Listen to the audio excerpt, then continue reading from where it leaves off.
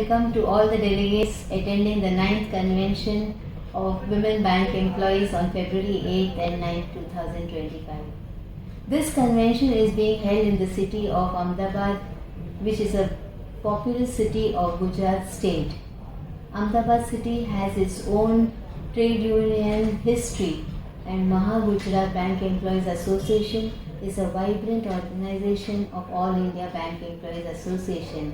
I am sure you will see the hospitality and the vibrancy when we attend this convention. This convention also will be having international delegates from Malaysia, Sri Lanka, Nepal and Brazil.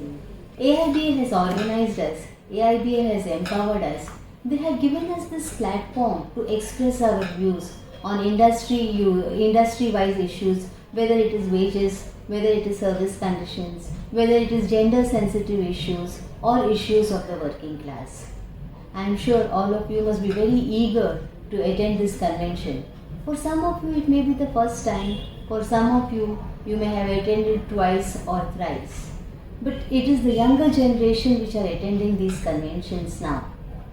It is very important to understand that we belong to an organized class, we belong to an educated class. So we have to play our due role in shaping the society, in moving towards an equitable society.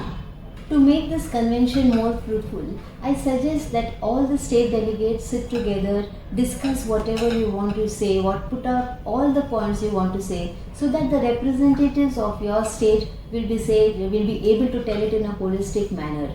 Each state will definitely get one representative. Depending on the time available, you may get 2 or 3 representatives who can place your views.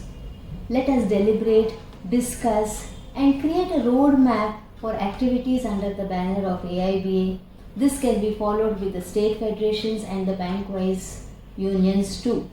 I am sure and confident that all your contributions and deliberations will go a long way in strengthening our organization, in strengthening the bank employees movement, and also give you a confidence of taking up leadership roles, decision-making roles, not only at your workplace but also at home and society in large.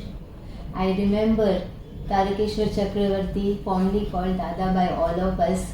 His words always remain ingrained that women are second to none in taking leadership roles, and trade union is no exception. So stand up, voice your expression and take up leadership roles, and you will be second to none. Welcome once again.